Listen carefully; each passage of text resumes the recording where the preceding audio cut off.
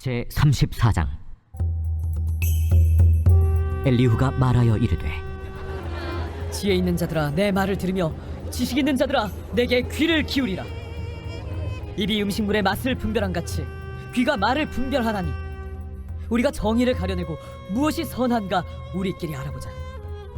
욥이 말하기를 내가 의로우나 하나님이 내 의를 부인하셨고 내가 정당함에도 거짓말쟁이라 하였고 나는 허물이 없으나 화살로 상처를 입었노라 하니 어떤 사람이 욥과 같으랴. 욥이 비방하기를 물 마시듯 하며 악한 일을 하는 자들과 한패가 되어 악인과 함께 다니면서 이르기를 사람이 하나님을 기뻐하나 무익하다 하는구나. 그러므로 너희 총명한 자들아 내 말을 들으라. 하나님은 악을 행하지 아니하시며 전능자는 결코 불의를 행하지 아니하시고 사람의 행위를 따라 갚으사 각각 그의 행위대로 받게 하시나니 진실로 하나님은 악을 행하지 아니하시며 전능자는 공의를 굽히지 아니하시느니라. 누가 땅을 그에게 맡겼느냐? 누가 온 세상을 그에게 맡겼느냐? 그가 만일 뜻을 정하시고 그의 영과 목숨을 거두실진데 모든 육체가 다 함께 죽으며 사람은 흙으로 돌아가리라. 만일 내가 총명이 있거든 이것을 들으며 내 말소리에 귀를 기울이라. 정의를 미워하시는 이시라면 어찌 그대를 다스리시겠느냐? 의롭고 전능하신 이를 그대가 정죄하겠느냐? 그는 왕에게라도 무용지물이라 하시며 지도자들에게라도 악하다 하시며 고관을 외모로 대하지 아니하시며 가난한 자들 앞에서 부자의 낯을 세워주지 아니하시나니 이는 그들이 다 그의 손으로 지으신 바가 됨이라. 그들은 한밤중에 순식간에 죽나니 백성은 떨며 사라지고 세력 있는 자도 사람의 손을 빌리지 않고 제거함을 당하느니라. 그는 사람의 길을 주목하시며 사람의 모든 걸음을 감찰하시나니 행악자는 숨을 만한 흑암이나 사망의 그늘이 없느니라. 하나님은 사람을 심판하시기에 오래 생각하실 것이 없으시니 세력 있는 자를 조사할 것 없이 꺾으시고 다른 사람을 세워 그를 대신하게 하시느니라. 그러므로 그는 그들의 행위를 아시고 그들을 밤사이에 뒤집어 엎어 흩으시는도다. 그들을 악한 자로 여겨 사람의 눈앞에서 치심은 그들이 그를 떠나고 그의 모든 길을 깨달아 알지 못함이라. 그들이 이와 같이 하여 가난한 자의 부르짖음이 그에게 상달하게 하며 빈궁한 사람의 부르짖음이 그에게 들리게 하느니라. 주께서 침묵하신다고 누가 그를 정죄하며 그가 얼굴을 가리신다면 누가 그를 배울 수 있으랴. 그는 민족에게나 인류에게나 동일하시니 이는 경건하지 못한 자가 권세를 잡아 백성을 올가매지 못하게 하려 하심이니라. 그대가 하나님께 아뢰기를 내가 죄를 지었사오니 다시는 범죄하지 아니하겠나이다. 내가 깨닫지 못하는 것을 내게 가르치소서. 내가 악을 행하였으나 다시는 아니하겠나이다 하였는가? 하나님께서 그대가 거절한다고 하여 그대의 뜻대로 속전을 치르시겠느냐? 그러면 그대가 스스로 택할 것이요 내가 할 것이 아니니 그대는 아는 대로 말하라. 슬기로운 자와 내 말을 듣는 지혜 있는 사람은 반드시 내게 말하기를 욥이 무식하게 말하니 그의 말이 지혜롭지 못하도다 하리라. 나는 욥이 끝까지 시험받길 원하노니 이는 그 대답이 악인과 같음이라. 그가 그의 죄에 반역을 더하며 우리와 어울려 손뼉을 치며 하나님을 거역하는 말을 많이 하는구나. 아멘. 할렐루야. 네, 오늘도 하나님의 크신 은혜와 평강과 복의 복이 우리 성도님들의 삶에 가득 넘치기를 간절히 축원드립니다. 아멘. 네, 오늘은 우리가 욥기 34장을 함께 보았습니다. 엘리후가 욥에게 말하는 두 번째 그런 발언이라고 볼 수 있습니다. 총 4번의 발언을 하는데 오늘이 두 번째 발언입니다. 이 엘리후는 욥과 세 친구의 대화를 들으면서 그들의 대화의 문제점을 정확하게 찝어내고 있었지요. 욥과 세 친구들은 이 인과응보의 싸움만 다람쥐 쳇바퀴 돌듯이 계속해서 반복하고 있다. 세 친구들은 똑같이 이 인과응보적인 잣대로 계속 욥에게 공격을 했습니다. 욥이 죄를 지었기 때문에 그 결과로 고난을 받는 것이다라고 이야기를 하는 것이죠. 자, 그러나 욥은 아무리 자신을 되돌아봐도 이런 고난을 받을 만한 그런 죄를 지은 적이 없다라고 변론을 하였습니다. 그래서 계속 똑같은 논쟁만 반복하고 있었지요. 자, 욥은 자신이 죄가 없는데 이런 고난이 생겼다, 억울하다, 하나님이 아실 것이다. 그렇기 때문에 욥은 하나님 앞에 이렇게 가지고 가서 이 모든 것을 다 물어보겠다라고 이야기를 하였습니다. 자, 이것을 답답하게 지켜본 엘리후가 더 치밀하게 이제 욥에게 변론을 하고 있는 것이죠. 자, 오늘 본문 12절과 13절의 말씀을 우리가 먼저 한번 보도록 하겠습니다. 12절 13절 말씀입니다. 진실로 하나님은 악을 행하지 아니하시며 전능자는 공의를 굽히지 아니하시느니라. 누가 땅을 그에게 맡겼느냐? 누가 온 세상을 그에게 맡겼느냐? 자, 하나님은 창조주이시고 공의로우신 분이시다. 자, 욥 당신도 하나님이 공의로우신 분이고 창조주라고 생각하기 때문에 하나님께 물어보겠다고 하지 않았느냐? 하나님에게 재판을 받겠다라고 하는데, 그런 창조주 되시고 공의로우신 분이 잘못 행할 수 있겠느냐라고 묻는 것입니다. 그러니까 욥이 억울한 것 때문에 하나님께 물으러 가는 것 그 자체가 잘못된 것이다라는 것이죠. 지금 욥의 딜레마를 정확하게 지적을 한 부분입니다. 욥이 진짜 억울하다면 자신을 그렇게 만든 하나님께 등을 돌려야 한다, 공의로운 하나님이 아니라고 해야 한다라고 말하고 있는 것이죠. 그런데 욥이 하나님께 나아가 물어보겠다라고 말하는 것은 욥이 하나님을 공의로운 분으로 인정하는 행동이다라는 것입니다. 자, 그렇다면 공의로운 하나님 앞에 자신의 죄를 인정하고 회개해야 된다라는 것이 바로 지금 엘리후의 주장인 것입니다. 굉장히 논리적이고 또 설득력 있는 그런 발언이라고 할 수 있죠. 자, 그러나 우리가 늘 또 이렇게 오늘 욥기서를 우리가 보면서 생각해야 되는 것이 무엇입니까? 아무리 논리적으로 말을 할지라도 엘리후 역시 다른 세 친구들과 마찬가지로 욥의 입장에서는 전혀 생각하지 못했다라는 것입니다. 서양 속담에 이런 속담이 있다고 합니다. 남의 신을 신기 전에는 그 사람의 행동에 대해서 말하지 말라. 저 사람이 왜 뒤뚱거리는지, 왜 찡그리고 화를 내고 있는지 그 사람의 신을 신기 전에는 판단하지 말라는 것입니다. 그 사람의 신발에 못이 튀어나와서 찔려본 경험이 없다면 그 사람의 고통을 알 수 없다라는 것입니다. 그러니까 사람의 외형적인 모습이나 그런 현상만 보고, 모습의 현상만 보고 판단해서는 절대 안 된다라는 것이죠. 만약 엘리후가 욥과 같은 고통을 받았다면, 만약 모든 재산을 또 자녀를 하루아침에 잃어버리고 악성 종기 때문에 기왓장으로 자신의 몸을 긁고 있는 그런 상황을 자기가 경험했다면 과연 이렇게 논리적으로 말할 수 있었을까? 어느 교회에 금방 탄로날 거짓말을 하는 여자 성도님이 있었다고 합니다. 이 성도님은 말만 하면은 거짓말을 이렇게 많이 했던 분인가 봐요.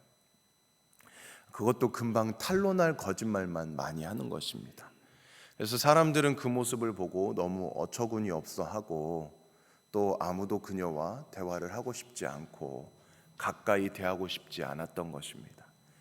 그런데 왜 그분이 그렇게 거짓말을 자꾸 반복했을까? 이렇게 상황을 알고 보니까 그 자매의 아버지가 알코올 중독자였던 거예요. 그래서 어린 시절에 매를 맞으면서 자랐던 거예요. 그러니까 거짓말을 하지 않으면 그 위기를 벗어나지 못했기 때문에 매번 거짓말로 매맞지 않으려고 애썼던 그런 유년 시절을 보냈다라는 것이죠. 그래서 자신도 거짓말이 나쁜 줄 알면서도 조금만 어려운 순간만 이렇게 상황이 오게 되면 거짓말로 그 순간을 모면하려고 하는 그런 습성이 배었던 것입니다. 물론 그녀의 행동이 잘못된 것이죠. 거짓은 엄연히 죄이지요. 그러나 그녀의 죄를 지적한다고 가르친다고 해서 그녀는 바뀌지 않지요. 도리어 약함을 함께 아파하고 울어주는 그런 친구가 그녀에게는 필요한 것이지요. 무엇이 진정 사람을 바꿀 수 있는지를 우리가 생각하고 판단하는 것이 진정한 지성인 것이지요. 엘리후는 계속해서 공의로운 하나님에 대해서 말을 하고 있을 뿐만 아니라 이제 더 한 걸음 더 나아가서 하나님의 자유의지와 주권에 대해서 말을 하게 됩니다. 29절 말씀을 함께 봅니다. 29절 말씀, 주께서 침묵하신다고 누가 그를 정죄하며 그가 얼굴을 가리신다면 누가 그를 배울 수 있으랴. 그는 민족에게나 인류에게나 동일하시니. 자, 욥이 자신의 고난에 대해서 하나님이 침묵하고 계신다고 주장하였기 때문에 엘리후는 하나님이 침묵하시겠다라고 결정했다면 누가 그 결정을 막을 수 있겠느냐라고 반문하고 있습니다. 하나님은 모든 것을 결정할 수 있는 최종 주권자이신데 그 하나님 앞에 자기의 억울함만 이야기한다고 자기 소원만 이루어달라고 말하는 것이 얼마나 뻔뻔스러운 일이냐라고 엘리후는 욥에게 말하고 있습니다. 네, 지금까지의 이 엘리후의 말들이 모두 다 맞는 말이죠. 모든 것이 하나님의 주권에 달려 있지요. 욥이 고난을 받는 것도 하나님의 결정에 의해서, 주권에 의해서 그렇게 이루어지고 있는 것이죠. 자, 그런데 욥이 하나님께 억울하다고, 아프다고 하나님께 하소연을 하고 있는 이유가 무엇이겠습니까? 너무나도 힘들기 때문에, 너무나도 연약한 존재이기 때문에 그렇습니다. 우리는 이렇게 연약한 존재다라는 것이죠. 어떤 목사님과 사모님이 목회를 아주 잘 하셨습니다. 목회를 잘 마치고 이제는 제2의 사역지로 선교지로 떠나게 되었어요. 믿음으로 자녀들을 잘 양육했기 때문에 홀가분한 마음으로 그분들이 떠나게 되었습니다. 자, 그런데 선교지에서 여러 선교사님들과 갈등이 생기는 것입니다. 자, 그래서 이 사모님이 결국에는 우울증에 걸리게 되었어요. 우울증에. 믿음 좋은 사람이 왜 그래? 왜 어떻게 그런 일이 있을 수 있어? 열심히 믿었는데 신앙 좋은데 왜 우울증에 걸릴 수 있을까라고 생각할 수도 있겠지요. 그런데 이렇게 말하기보다는 우리가 인간의 얼마나 연약한 존재인지를 우리가 바라볼 수 있어야 된다라는 것입니다. 한평생 믿음으로 산 사람도 넘어질 수 있는 것이 우리가 가진 연약함이라는 것이죠. 우리는 매일매일 도움이 필요한 사람들입니다. 하나님의 도움 없이는 살아갈 수 없는 사람들이죠. 우리가 누구를 비난하고 정죄하고 또 가르치라고 하나님이 그런 사람을 우리 옆에 붙여주신 게 아니죠. 우리를 친구로 세우는 것이 아닙니다. 우리를 진정 친구로 세운 이유는 함께 중보하라고, 함께 우리가 위로하라고, 우리가 울면서 위로해 주라고, 또 진정한 친구가 되어주라고 우리를 붙여주신 것 아니겠습니까? 마치 우리 예수님께서 우리의 진정한 친구가 되어주신 것처럼. 사랑하는 성도님들, 우리의 연약함을 볼 수 있는 사람이 진정 똑똑한 사람이고 지성을 가진 사람입니다. 여호와를 의지하고 경외하는 자가 진정 지혜자인 줄 믿습니다. 우리의 연약함을 인정할 때 우리의 가진 모든 것을 다 의지하지 아니하고 내려놓고 오직 하나님만을 전적으로 의지할 수 있기 때문이지요. 오늘도 우리를 사랑으로 구원하신 그 전능자 하나님 앞에 평강과 은혜의 하루를 살아가시는 우리 모든 성도님들 되시기를 주님의 이름으로 간절히 축원드립니다. 아멘. 우리 함께 기도하겠습니다. 하나님 아버지, 엘리후의 두 번째 설교와 같은 변론을 듣게 되었습니다. 하나님은 완전히 의로우신 분이시기에 불의가 없으시고 완전한 빛이시기에 어둠이 없으십니다. 또한 전능자 하나님의 심판도 온전하고 확실하여 스스로의 능력으로는 거기에서 벗어날 수 있는 사람이 아무도 없습니다. 이렇게 절대적인 하나님을 인간이 다 알 수 있다고 착각하지 않게 하시고 우리가 아는 하나님에 대한 지식을 모든 사람들에게 일률적으로 적용하려는 오류에서도 벗어나게 하여 주시옵소서. 욥의 세 친구들과 엘리후의 지혜롭지 못한 적용시킴을 우리는 범하지 않게 하여 주시옵소서. 하나님 아버지, 다시 간절히 바라옵기는 우리가 고난 중에 있는 사람을 대할 때에 욥의 세 친구들과 같은 태도나 엘리후와 같은 태도로 대하지 않게 하여 주시옵소서. 우리 모두는 다 연약한 자들입니다. 하나님만이 완전하십니다. 그것을 오늘도 깨닫고 하나님만을 전적으로 의지할 수 있기를 원합니다.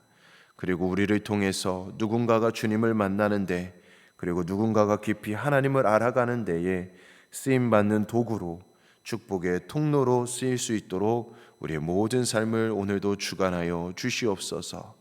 감사드리며 모든 말씀 예수님의 이름으로 기도드리옵나이다. 아멘. 오늘은 우리가 오세아니아 아시아 선교를 위해서 기도하는 날입니다.